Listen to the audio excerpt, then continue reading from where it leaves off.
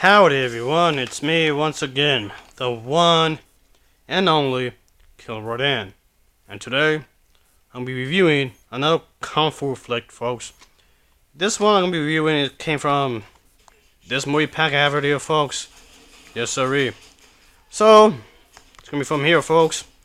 This one is, the one I'm going to be reviewing is the one titled, it's a 1975 film called Two Graves, Two Kung Fu. So, it's also on my list right here, folks. So, I got a truck ton of movies to review, folks. So yeah, this is gonna be one of those obscure, low-budget films I'm gonna be reviewing. So of course, as usual, I do have the top of the plot. So let's get into it, shall we? Serving time for a crime he has been framed for, there was this young martial artist student who finds out that the man who had set him up have also killed his instructor. You know, his teacher. His mentor is now dead. So, of course, that's gonna, piss him off. Of course, it's gonna make him really angry. So, to avenge this certain crime, he must make a break from the thing he's in. So let's just say some crazy shit happens from here, folks. So anyway, so I guess to say this is one of those films that's going to be pretty crazy, I guess you can say, in some ways.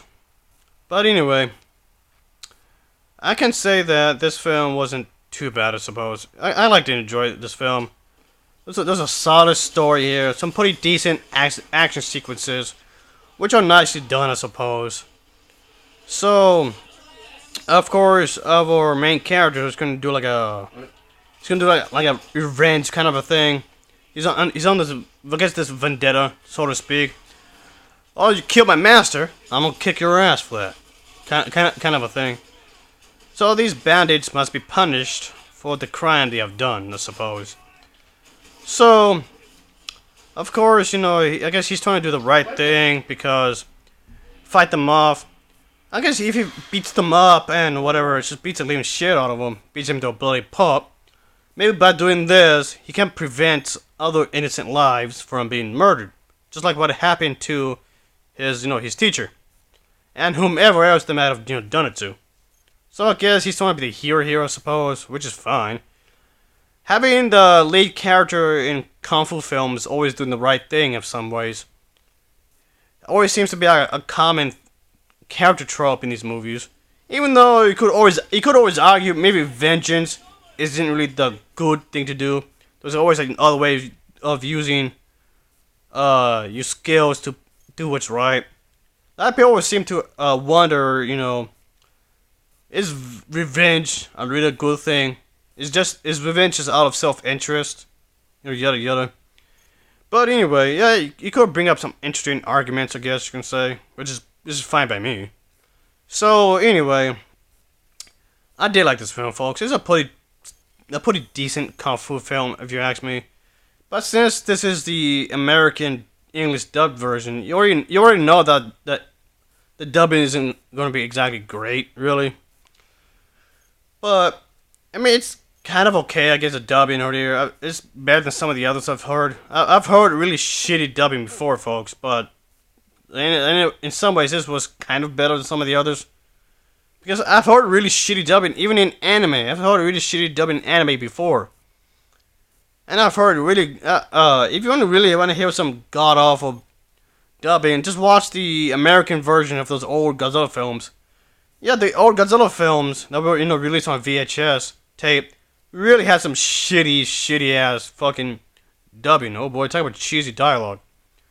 So the dubbing in this Kung Fu film is not really that bad of cheesiness, and like in those films, I guess. Thankfully, I mean nothing against the Godzilla films. I just thought some of the dubbing was awful.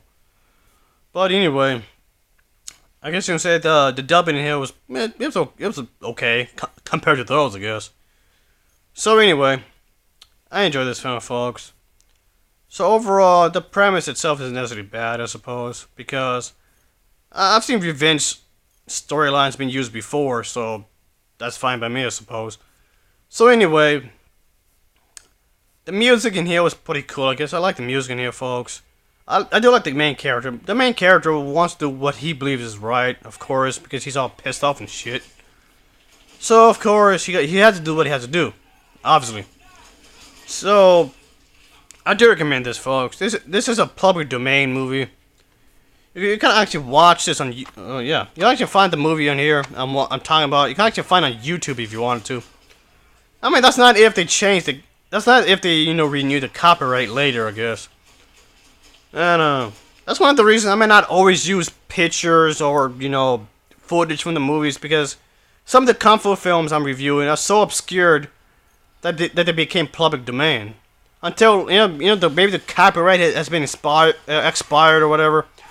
But that doesn't necessarily mean that the copyright license on these films may not be renewed later. So that's why I might not always use images or footage in these videos because of that. But all I'm going to say is just go ahead and find it if you can. You can find this on DVD, so be my guest and check it out. I didn't think this film was all that bad, really.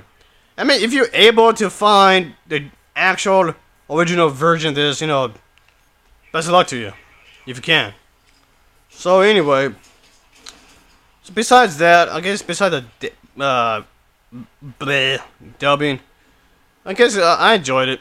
I mean, the pacing wasn't too bad, I suppose. I thought the pacing here was pretty good. Because, again, like I said before, I know I mentioned this in one of my other reviews, that pacing is key. And, I mean, that should be obvious with any film, regardless of genre, but it's especially true in kung fu films. Never, ever, ever, ever have slow pacing. You don't want to bore the audience. That's the thing. So anyway, folks, I'll say check this film out. I'll give it an overall rating of a 6.3 out of 10. It gets a 6.3 out of 10 for me. And of course, as always, thanks for watching and take care. And until next time, oh yeah.